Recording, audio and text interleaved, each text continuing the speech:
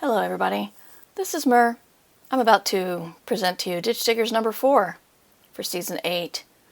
We had some problems. We had some audio problems. I have cleaned it up as much as I could. I won't give you all the dirty details, just to say I was trying a new set of headphones and the computer was very confused as to whether I was speaking through the microphone or the headset mic, and it sounded okay to the stream, so no one knew that it was turning out this bad. If you don't want to listen to it, I can't blame you. If you do listen to it, please accept my humble apologies. I did everything I could to clean this up. We talk about social media. We talk about pivoting, because this was recorded right around the time Elon Musk announced the buyout of Twitter. And at the very least, cycle through me. Just hit your 10 seconds or 15 seconds ahead button a couple of times, and then listen to Kameron, because she sounds great. Oh, and I wanted to add, if this happens to be the very first Ditch Diggers you listen to, this is an anomaly. Listen to literally any other episode, please. I'm very sorry. This is Ditch Diggers Season 8, Episode 4. Kameron Hurley joins us, and we're going to be talking about that bird sight and that rich guy.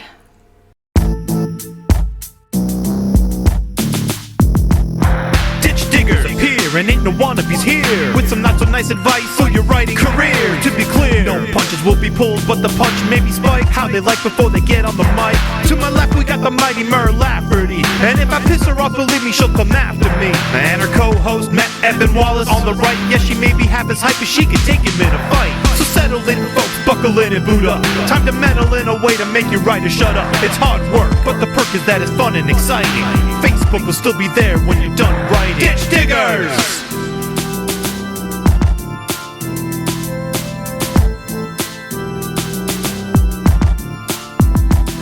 Ditch Diggers! I don't even know where you're coming to. Coming to you live from the Ditch Diggers Manor, where we are working through all of the audio problems in the world. We're going to fix them all. Ditch Diggers with Kameron Hurley and Mur Lafferty. Hi, Kameron. Thank you for being on the show.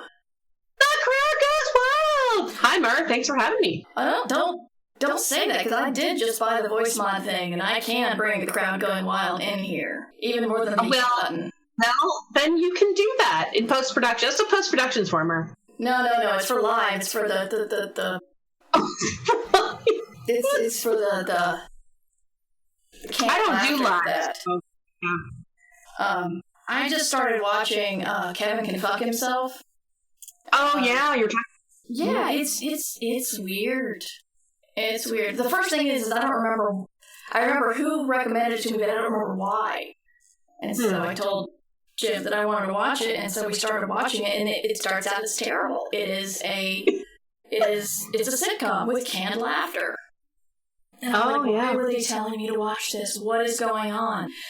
And you've got a overgrown man-child who's the center of his own universe, and telling his wife, this is why our anniversary party is going to be about me getting drunk with my friends, and by the way, can you bring me another beer, kind of thing. And then she goes. I've seen a lot. Then she goes into the kitchen, and the lighting completely changes, and it's like, it's dark, and it's depressing, and it's Breaking Bad, and you just got the wife standing there looking like life is hell, and she can't take it anymore, and she takes the beer stein and smashes against the table and cuts her hand up, and from then on, the show is like that. It's bright, and there's canned laughter, and her husband's a complete moron, and then it goes into the darker place every time she leaves the room and he's not there. It's like the lighting changes, everything in the video changes, and it gets really dark. And I'm not sure how I feel about it, because the dark plot is getting darker, and the sitcom plot, it actually did have one funny scene, but I know they're not trying to make it funny. But I don't know. It feels experimental in a way that I respect, but I won't necessarily like. Yeah. Right? Like, I respect that, he leaves the room and she becomes, like, oh, it's dark, because right, and then it's he's in the room, very the Bundys, right, from Married with Children. Yes. So I respect that as a creative choice. I don't know that I would watch that. Yeah. Another one is interesting as far as like balancing that drama comedy. Barry is back on HBO. Have you ever heard of Barry? I've never heard of Barry until lately, and suddenly everything is Barry's back, Barry's back, Barry's back. And I'm like, I have never heard of this. Why am I hearing about it all right now? Tell me. It's so good. There's been a 3-year break, and I got into it a year or two ago. Yeah, and I mean, it's right up my alley, right? It's an ex-assassin who decides to become an actor, but keeps getting pulled into the world of being an assassin, and it toes that line. And there is that's a really difficult line to tread between comedy and drama. And I feel like Barry really does a great job doing that balancing act, because it is very difficult. And that's why, again, I respect that choice. To make something experimental. It's just like sometimes it works and sometimes I don't know if it works. I think Barry works. I do want to talk about one scene in Kevin Can Fuck Himself, which is she's actually making friends with the neighbor next door who has been on her couch for 10 years, but they never really knew each other, and she the neighbor kind of hated her, but the friendship is slowly growing, and she points out, she's talking about how terrible her husband is, and she's like, I got a job, and he thought my work was making me cheat on him, and so he put sugar in my boss's car and ruined his Saturn, and I lost my job. And it was a lot to me. And you just laughed. And the neighbor's like, it didn't seem to be that important at the time. And I'm like, that's every sitcom from the 90s. Something that would make you in real life lose your shit with rage or tears is a laugh line. And it was so beautifully written that it didn't seem that important. Of course we laughed. We were supposed to, but anyway, we're here. It is Matt's week off. Kameron is very kind to step in for him. We're both actually, well, I'm not going to talk about what you're working on, because, that's your job, but I am finishing up a book. Work is going fairly well. I kind of hit a wall last week, and then got some good writing done on Friday, and then today, I think, like, exciting stuff is starting to happen. Antagonists are starting to reveal themselves, and it's getting scarier and more exciting, and so I've moved beyond the let's interrogate some people until someone else dies part of the book, and so I'm having a lot of fun. So I usually talk about what I'm working on. Kameron, you can say as much or as little as you like. No, yeah, I mean, I do have a full-time day job, so as I was telling Murr, I'm just like, I had meetings all day from like 9 a.m. until literally before I came on to do this delightful ditch digging. But yeah, no, I'm working on Losing Gravity, which I do have a short story collection that's coming out, I guess, in a month. Yeah, Future Artifacts books, yeah. So that one's coming out. And then this one, the goal is to have this done by the end of the year, and that won't come out probably until 2024. Now, the good news is I have like 5 or 6 more book ideas after that. So I've been working on that one most mornings, which has been delightful. Yay. Hey. So I was telling Kameron before, it's a little embarrassing, but I think when I'm faced with bad news that I have absolutely no control over, my initial thought is just, well, I'm going to crawl into a hole and hide, because I get deep despair in my soul and I don't know what to do. And so that's been my habit for quite some time, probably for obvious reasons. And then today, people on the Discord were talking about how Elon Musk had finally succeeded in purchasing Twitter. And I'm just like, well, I've got writing to do. I don't think I'm going to go to Twitter today. and Ursula messaged me, and she's like, well, Twitter's fun today. I'm like, no, I think I'm good. And then sitting down, I'm thinking, I want to talk about Elon Musk buying Twitter, but fuck, I haven't looked at Twitter all day. It's sort of like a self-preservation, not spend 3 hours scrolling kind of thing, but then sometimes you need to be informed. So, if, depending on what happens, I know people go back and listen to years old episodes. Perhaps by the time they're listening in the future, this will have ironed out.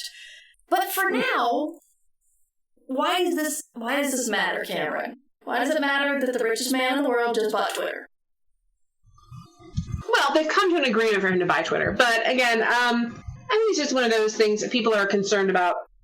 His dog whistle, which is free speech, which basically, folks are concerned that a bunch of people who are banned will be unbanned, and it will basically, my opinion is, if that does indeed happen, it's going to go the way of LJ, LiveJournal, which is eventually taken over by bad actors and disinformation artists, and it shoves everybody else off the platform. Now we are close to that already. I mean, I had to unfollow everybody and only follow like science accounts, and mute a bunch of things. And I went into my site like the last 4 or 5 years, right? Oh yeah, you don't mean today? No, not today. Okay. No, this has been for some time. So this has been years and years of trying to stay on Twitter because it does have my biggest following. Mm-hmm. That said, again, Scalzi brought that up today too. John Scalzi brought it up. He said, I'm glad I've kept my website. And I said, yeah, and also make sure you're building your mailing list, because all of these social platforms are, they're going to go away, or they're going to be taken over by, trolls and spammers and bad actors. I gave up Facebook like in 2012, and I have not missed. I will miss like live tweeting on Twitter, but frankly, that's mostly what I use it for now. I use it for that and pushing out, some messages. And I think Chuck Wendig was talking about that too. Hey, do I just want to, make this into announcements now? And there's nothing wrong with that. It'll just change, but it's been changing for years. I mean, that's the nature of social media. None of these things are static. They are, fueled by capitalism. They don't work for us. They're there to steal our stuff. So I was just like, all right, well, there we go. The dude's a weirdo he's another one of those weirdos who just really loves to be the center of attention. As we have seen, right, with folks who love to be the center of attention, they make a mess of things, which I think is why people are freaking out. Here's my thing. It's like we were talking about earlier. Is this really something that is like the worst thing that could ever happen in my life? Like, no. I have other shit that I need to be concerned about. You know what I'm saying? So on the one hand, it's like, kind of sucks. It probably means I'll, move from Twitter to somewhere else. But it's not like there's not someplace else to go. It's not like it's the end of the world. I think we really have to kind of put some of these things in perspective. And that's what I've been trying to do, where it's like, yeah, that sucks. What can I control about this? Right? That's the other thing too. I think we get really invested in things and we get really upset. And I'm like, but can you really impact that? Is this really something you want to put your time and energy and angst and emotion into? Or, should you just read the New York Times Daily Briefing every morning and, cancel your Twitter account? Here's my thing. I'm 42 years old. I'm not going to live forever. I have an immune disorder. I need to be more careful about how I spend my time and energy these days. And I just don't think it's one of those things that, like, I feel I need to spend a ton of time on. Yeah. Fuck Elon Musk. Fuck him and all of his, look at me. I don't care. Move on. So I think for me, it has a lot to do with, I've been on it since 2007. It was always more fun for me than Facebook. I also loved Facebook. I think I loved it in 11, and then I got back on it in 13 or 12. Anyway, I got off of it, and then I got back on it because I went to grad school, and we were low residency, so everyone was keeping up with each other on Facebook. And one guy thought that meant it allowed him to harass us for our political beliefs on Facebook, and he got surprised that I blocked him. And everybody else was surprised, too. I'm like, why are you surprised that I blocked this asshole? I guess they're like, well, he's our classmate. Anyway, so I got off of that again, and Twitter's my largest following. I have great warm memories of playing with it. There was a lot of just trying out new things in the late aughts. It was a lot of podcasting things, a lot of Twitter things, and just different kinds of storytelling. I've done a lot of this is the fantastical situation I'm in right now. I'm going to either take pictures or describe in detail to you and live blog something that's not actually happening. I've done that more than once, and that's a lot of fun. And of course, I can go somewhere else. We all can. I would like it if a lot of the people I like go to the same place. People, as I mentioned, people have been following me on Mastodon all day, which is great, except for the fact that I can't get can't log into my Mastodon account. So that's fun, and I think he's going to ruin it as hard as he can, and that makes me a little sad just for this nostalgia. But you're right. I mean, it's a tool. We could just move on to other tools. Yeah. But yeah, it's also the following. It's taken me 15 years to build up 15,000 followers, and it's been I'm gonna be sad to lose that. So, and start from, if not the beginning, at least start from a place much further back. And we got to look at things like what are other ways, other emerging technologies, because there's still emerging technologies all the time to reach an audience. There's Wisdom, which is still, I tried to listen to it again yesterday, and the first one was, there's still a lot of religious people on it, and there's a lot of people who, there was a guy talking about COVID and trying to say it was this is real, this is bad, I've got it, it's terrible. By the way, people have died from the vaccine. I'm like, no, it's just Wisdom is just a place where you can go and talk live into a mic, and it doesn't matter what you say. So that's not great. So it's I don't know. I'm just kind of going around in circles. Someone mentioned Tumblr in the stream chat, which is a popular thing. I liked Tumblr, and there's also Fireside, which is new, and I'm still trying to figure that out. It seems like it's a great place to start, but for me and a larger audience, I'm not sure how to tell everybody to follow me there. So I still need to figure out what they can offer me, because they chased me for a little while, and I'm like, okay, fine, here's my situation. Here's all the people that have been following me for years and years and years on this platform. Why should I tell them to go to Fireside? And they sent me boilerplate back, and I'm like, that's not helpful at all. So, that's another problem, which is taking the audience with you. Who's going to go? Well, and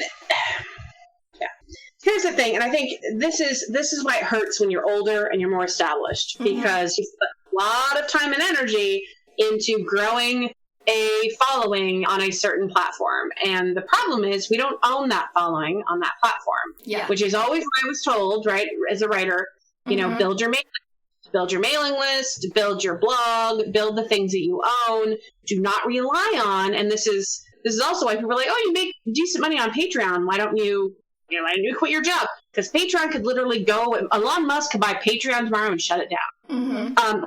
You can't rely on, anything but the things that you yourself, own and control. And that's why I feel this is such an LJ moment, because a lot of people put into LiveJournal all of this journaling for like 10 years or 20 years of their lives. And all of a sudden it was just taken over by bots, and the service went down and everyone fled from it. So no one's reading your stuff anymore.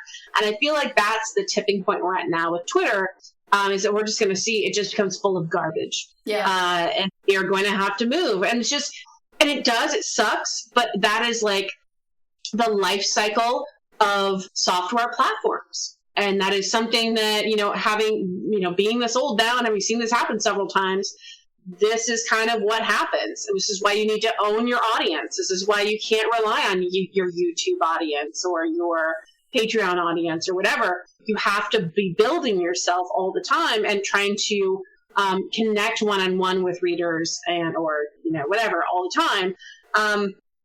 Says, you don't own any of this. You're the product. You're the product on a lot of these platforms. So that's why.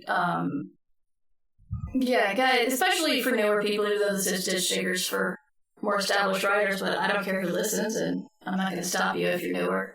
But if you are just starting out, consider who owns your website. Mm-hmm. You might have to spend some money. It's not going to be a lot, I promise. But buying a domain and a hosting service, and you can still use like the WordPress software, but don't put your blog on WordPress. Something happened to Blogger, didn't it? Didn't it load? And suddenly everyone lost the Blogger. I actually started on Blogger back in 2004. And I migrated to. But again, you can migrate it, right? It's still your data. You can move it all. Yeah. Yes. So, but do that with your website. Do that with your podcast. There's a lot of good services out there that will, you can record on them. They will host you. Blah blah blah. But if you don't, but they get shut down.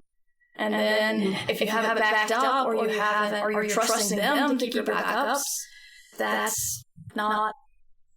You can lose a lot of stuff, and these are all once in every 8 or so years that something like this happens, so we get complacent.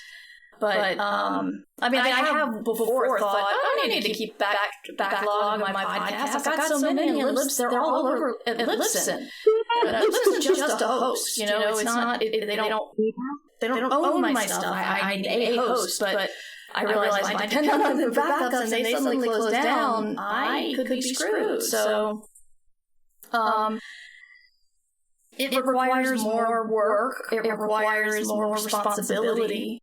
And it requires just learning when we're already all doing day jobs and multiple freelance jobs, and all this is suddenly we need to worry about where your data is and what that means. For some reason, I kind of like Twitch because it gives me this feeling of drawing in the sand, because I'm not partnered. They only hold on to my videos for 2 weeks. So, and then they're gone. So, I, of course, take the audio from those, and I put them in a podcast, but the video, it's gone. And I've known that since the beginning, so it's not a shock. If I wanted to push it to YouTube, again, another host, but that's more work.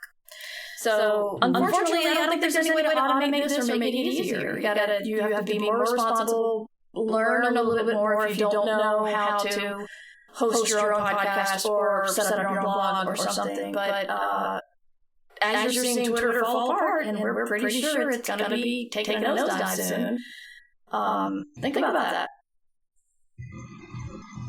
Yeah, I invested in actually another terabyte drive, so like 2 terabytes of drives, because I've been doing a lot of video for Patreon and stuff like that.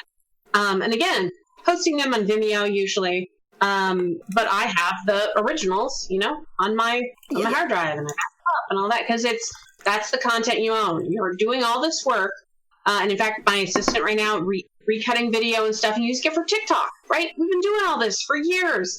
Why wouldn't I just recut the things I've done instead of making new stuff? And I think that's something I'm always thinking about is how can I repurpose things that I've already done, whether that's short stories for Patreon that I can put in a new collection, or again, old videos that again, I own, I know where they are, they're not going to get deleted, I backed them up, that I can then recut and use in other places and build followings. TikTok I think is also another avenue that's growing as opposed to contracting like some of these.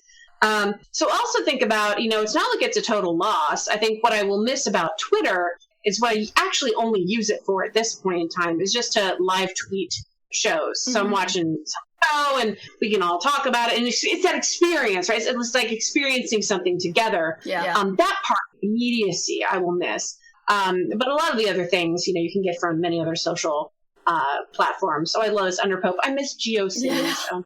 Number of GeoCities jokes that I make at work, it just aged me all the time. So I'll be like, oh, it's like a cute little GeoCities website. And people just look at me like... ask them if you can put them on your website, your web ring. My web ring, yes. Put them on your web ring. These kids are just like, wow. Shell says, the frustration is, yes, I own my own blog, but what few followers I have, I can't get to interact there, and that's... Yeah. Yeah.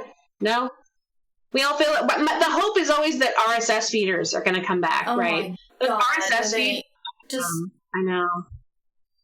I don't want RSS feeder, and you can just follow the blogs, and you can see things from you knew and that you want, whose content you wanted to see. You could curate it yourself. There were no algorithms. Yeah. I think that's why they killed them. They can't control them. Oh, absolutely. That's why they killed them. Yeah, they couldn't monetize them. Yeah.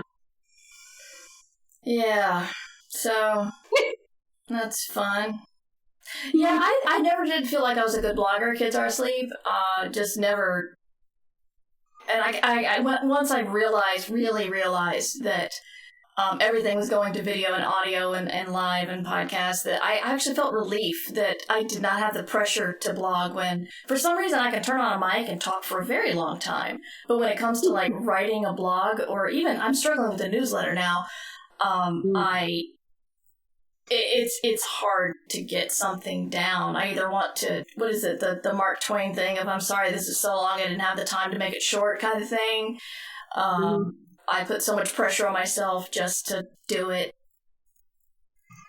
in an entertaining way, and don't get a lot. You're much better at newsletter stuff than I am. Do you get any engagement with that? Do people answer you? Do they reply? Yeah, I get a couple comments and I get a lot of likes. And again, the nice thing with newsletters is you can see like how many people have actually seen it. So I have like, 2,500 people on my newsletter subscription list, and I can see that I got, 2,000 people or 1,700 people who read it. So you do have those stats. You can be like, oh, good, people actually read this, which is really nice. Yeah. Kit says, make a text subscription system, get your followers' phone number, and send them murder grandma facts. That is tempting. Yeah. Yeah, texting is the next big thing. Again, my day job is marketing, and texting is the next big thing. But again, to get somebody's email address, right, you need to provide a huge piece of value, and to get a phone number has to be an even bigger piece of value. I can't even imagine. You don't want to abuse it. Yeah, so definitely something that I think authors too should start to consider at some point. Yeah, thanks for the follow, Patrick. I'd sign up for Murr's Murder Grandma Facts. Who wouldn't? All right. I'll write down texting services, murder granny facts. Texting. You talk, Cameron. I gotta write this down. I was just gonna say that would be delightful. Like every day, you just get granny murder facts. And I do. I think because what? At one point on Twitter, I created a Twitter account for a character in my first novel. And I was like, oh, wouldn't that be fun to get a Twitter text or text, right, each day from this assassin murder person about what's going on in their life and what they're doing. And that would be a hoot. Yeah. That would be fun. Yeah, the making the I don't know if you call it alternate reality content. We need to get Andrea on here to talk about it, but just the added content of if there I've got a words hard.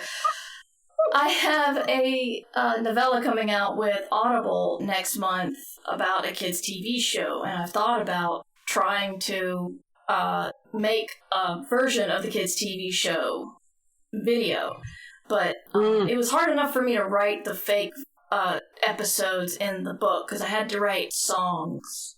I'm saying I had to. Like, it wasn't my creation, my decision. Yeah. But someone else made the decision for you. Yes. Yeah. Although Daniel says live tweeting an assassination might not be the best career move for an assassin. Well, they're texting. They're texting a friend.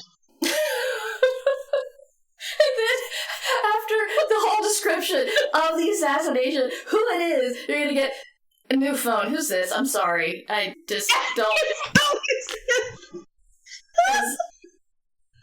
Again, there's some real... Again, you can have a lot of fun with that shit. Yeah. Yeah. So where are these texting services?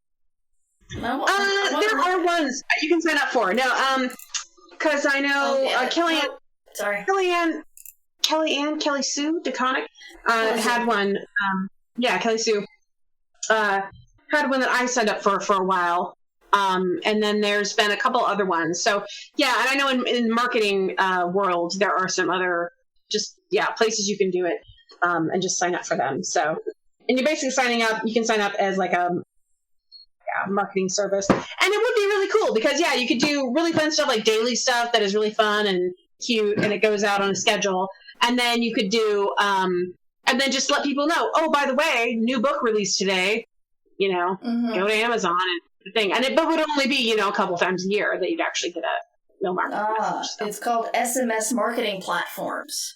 There you go. Yep.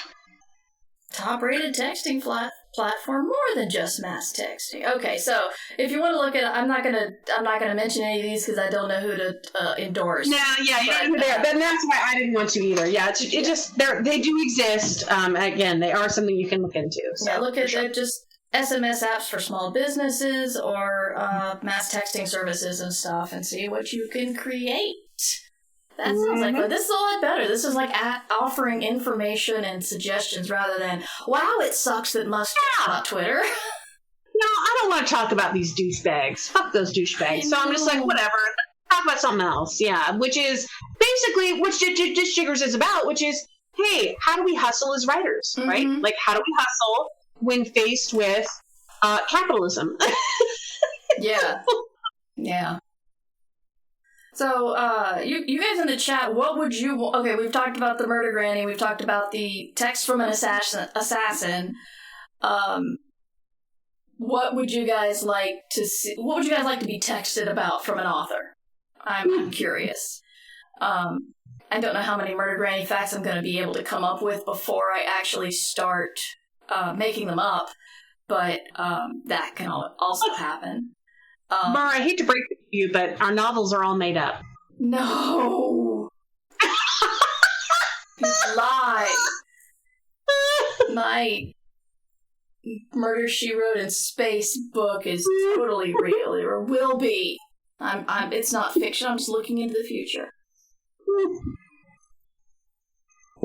Oh boy. Kids are asleep wants evil murder advice. Well, I'm thinking about taking that to TikTok. My problem is I need to be like Kameron. I need to get up, and even if I'm working from home, I need to get up and get dressed. Sometimes we write together, and I show up and I look like I've just rolled out of bed because I've just rolled out of bed and fed the dogs. I'm responsible. And Cameron's there, fresh face, clean clothes, looking good, and I'm just in my robe, and yeah. So it's I spend a lot of the day like this sometimes, and I'm like, I should do a TikTok. No, I shouldn't. No.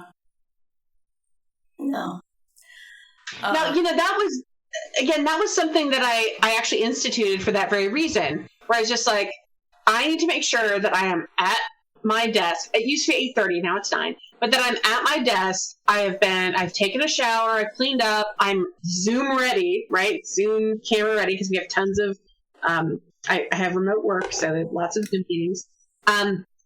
And it just does really help me. It helps me get a start on the day. It helps me feel like, okay, things are going good. And, it really does help. And that was something that I had to do specifically when I got this new job. I was just like, this is something I want to actually invest in. Because, my last job was like, I'll just roll over at the 8:30 meeting and I'll wear a nice shirt and then I will get ready for the day. And that was just not conducive. So I remember when I got laid off, all the advice I read just said, still get up, the way to battle depression when your routine, essentially, whatever value you put in your job besides money, whether it's routine or just purpose or whatever, but to not lose that feeling is to get up and still get dressed as if you are going to work. When I would, I don't want to say how long ago it was, but when I did lose my job and apply for unemployment, I would get up and get showered and dressed before I did any unemployment job hunting because I wanted to keep that mentality. And It did help. It really did. So I don't know why, a lot of people are just like, but riding in our pajamas is like a perk of the job. And that's true in one way, but other times it's good to feel like, you could leave the house if you wanted to right now. Or do a TikTok video. Or a TikTok video. Yes, that. Mm-hmm. Yeah, and again, sometimes I will have a shirt on that is more my gardening shirt, a little vest that I go out and it's very dirty, and I'll switch it out, right, for a Zoom ready shirt, Mm-hmm. So I'm still comfortable, right? I'm comfortable all day, but I've bathed, I've dressed, I've eaten breakfast, I have my second cup of coffee, I'm sitting in front of the computer, and there is just it's like a ritual, right? There's a ritual to that routine that gets you ready to, emotionally and physically and mentally just start the day. And again, everybody's different and all of that, but yeah, I've just found it very helpful to focus on routine for sure. Yeah. Want to hear something funny? I just realized why my audio is so fucked up. Oh, yeah? Because I've got a mic here and a mic here. I was just going to say, because you have two microphones on. Yeah. And it goes through my mic. There's audio out in my mic. So I plug this into my microphone because it's right here. Yeah. And so I think it's getting confused. But apparently it sounds good now, so I'm not touching anything. But don't mess with anything at this point, Mark. I just feel... We're too far in. Can't go back. Yeah.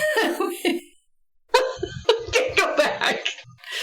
No, I can't put that toothpaste back in its tube. So, well, do you guys have any questions? Ditch digging focused. And now they're going into David Lynch. This is Bat Country. Yes. Yeah. So, if you guys have any questions or anything, that is my advice. Yeah. Yeah, but, I'm trying, what's funny is on my other computer, I couldn't get my password to Mastodon, and I couldn't fill out a forgotten password thing, and then when I got, that's right, someone on Discord told me they fixed something. Anyway, so I tried to get on my PC, and it remembered it finally remembered my password, but then I didn't have two-factor authentication set up to where I could use it. So I still can't get in, but at least I can do step one. So, I'll try to get on Mastodon, y'all. I'm going to check out Fireside as well. This is not the magazine Fireside. It is a platform type thing. I might check out Wisdom again. I don't know. Cameron, it's I don't know if I've complained to you about this before, but it's one of those things where you look at it and you think, this could be useful, but there's a whole bunch of people I don't want to be associated with on it. But that's true of every platform. That's true. No, but there aren't a lot of other people like me on there. And I try very carefully not to put anybody down because there's a lot of people who talk about faith and religion and Buddhism and stuff. That's not your tribe, right? That's not your group. Yeah. But that's the majority of it. And they don't build themselves as like a religious audio platform. It's just Yeah. Lots of people are going there for that. So I'm like, do I like put down my stake and make my place there and like force my way in because it's a platform I want to use, or do I just run? Because if someone finds me, it's probably not going to be people that are going to like my stuff anyway. But here's my thing with social media, and I'm always like this, like, does it spark joy? Because if it doesn't spark joy, fuck it. You know, and that's where I'm going with Twitter, where it's like, I love Twitter at 20,000 followers. It's amazing. It's great. But you know what? If it doesn't spark joy, and that's why I unfollowed everyone. I only follow like science and gardening accounts. Because it was ruining my mental health. Mm-hmm. I don't think it's worth it. Again, life is extremely short. I was reading about, I'm 42, and I was reading about a couple other people I know who have my same immune disorder. One died at 49 and one died at 50. And I'm just like, Jesus Christ. Yeah, I know, right? I mean, and again, people live until 86, 85, with it too. But it was just like, oh shit, these are people I know who have died, in a few years from now. So I look at how am I spending my time? Does it bring me joy? Is this really what I want to be doing? My assistant has gotten me into TikTok, mostly because he just does he's taking all this video content. Like I said, he's taking all this video content I'm doing and remixing it. And I enjoy watching TikTok. And what I watch on TikTok, gardening, and dog videos. Mm-hmm. And it brings me joy. And then that's how you should be looking at a lot of this, because a lot of this marketing stuff, let's be real, what actually sells books is publishers spending a ton of money on marketing. We can get ourselves from unknown to, middle mid-list with social media, but we're not going to make ourselves a bestseller with it. It's just extremely rare. You need a lot of luck for that to happen. So I look at this and I just go, when Twitter no longer serves me and makes me happy, which at this point, as I said, all I'm using it for is when I'm, live tweeting shows, then screw it. Then let's move on. Life is extremely short, I don't know. That's kind of where I'm at. Yeah, the really neat thing about wisdom is, and it's like neat and terrifying, because I don't think they thought it through well enough. But it's like Twitch, only it's audio and there's no chat, but people can get on to talk to you. So it's like a call-in show. So people can say, like, get in line to talk to you, and you can say you're going to talk for 2 minutes or 5 minutes or 10 minutes or whatever. And I've done it to where I've had people on it. I've had kids are asleep, Valerie in chat, come on and talk to me. And it was, felt almost like we were doing a podcast together, just chatting on wisdom. But on the other hand, the times that I've had it open just for strangers to come in, it's been weird and uncomfortable. So it's like, maybe I'm just not that good at talking to complete and utter strangers, not even just like people who listen to me and want to say something. This is like people who swiping through and looking and think, oh, there's a person, they said something interesting, I'm going to get on their show and talk to them. That's like Blogger. That's like early Blogger when you would click next blog. Yes, exactly. That's what it is. Yeah, and you get random people who literally have no context or idea about who you are. And there's some fun with that. It's like a wild, wild west, right? But at the same time, we're so used to these curated experiences where you're actually getting matched with people who are kind of like, on the same page with you. So I don't know. And I think that's some of it too. It's just like, we feel like we're all starting over. Yeah. But, if you're like 18, 20 years old right now, you're starting for the first time, So I don't know. Yeah, it is. It's really weird. Well, I think when you guys choose a new place, make sure to tell everybody you know that you're doing it, and try to get people to follow you, because and enjoy it. And enjoy it. Yes. But I think I've taken up enough of your time, Kameron. I'm hoping you'll be on the show again. Absolutely. Oh, that's right. Next time it's time for you to be on the show, we'll be in the same room. So we could do one. Yeah. I'm trying to figure out how we can do that. We'll have... What? No. Is that in May? Yeah. Awesome. Yeah. Oh, that's going to be so exciting. Yeah. We just need... You're going to have to take a lot of pictures, too. Yes. I'm not sure if I'll be able to stream with the Mac. That's my only problem. But that's my problem, and that's behind the behind-the-scenes issues, so nothing you guys need to worry about. But we'll have Cameron on in a month, and we'll be in the same room. It'll be exciting. Next person to host will be Matt, first Monday in May, so that's next week. And, if you're new to me, you can find out my stuff at burverse.com. I'm a science fiction author, and I do a podcast for beginning writers, which is called I Should Be Writing, and this podcast, which is called Ditch Diggers, for more established writers who are trying to make a career out of it. And you can find all that at burverse.com. Cameron, where are all of your social media things, since we've been talking about that? My social media things. Well, you can go to CameronHurley.com. That is Cameron Hurley. That's Cameron with a K. And yeah, I'm on Twitter. I'm on Twitch. Or not Twitch. Oh, I am on Twitch, actually. I do sometimes, when I get back into World of Warcraft, I do sometimes do some Twitch streaming of that. We need you a mic, though. Huh? We need to get you a mic, though. I watched you streaming it. Yeah, I know. I haven't been able to figure out the audio thing, but yeah, the next time I finish a book, I get to play more WoW, so I'll figure it out next time. But yeah, Twitter, TikTok, Instagram. I technically have a Facebook, but it's mostly just my assistant, facilitates that, because Facebook is the devil, which I'm sure Twitter will become, and then it will also be a place that my assistant posts things to. So that's how it goes. Yeah. That's how you can find me. And again, lots of great stuff out there. Just I have lots of writing videos with suggestions for stuff, and tons of free fiction online. So, and if you like gardens, follow Cameron on Instagram. It is like, it's a moment of zen just looking at Cameron's gardening videos, and the dogs in the garden and all that. So and 4 chickens and 2 ducks now. Yeah, that's right. So. That's right. Mm-hmm.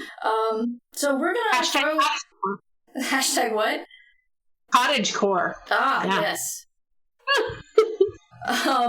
We are going to be rating Stephen Joyce, so please tell him hello from me, and hashtag Merraid, and I will see you guys tomorrow, hopefully, for I Should Be Writing at 3 p.m. Thank you, Cameron, for being on the show and dealing with all the technical difficulties. I will use the correct headphones next time, and hopefully this won't be an issue anymore. But what would be the fun of that, Mer? Released under Creative Commons Attribution, Non-Commercial, No Derivatives License. Our music is from Devo Spice, devospice.com. Ditch Diggers! This is a free show that is funded by our patrons. You can help out at patreon.com/mightymur.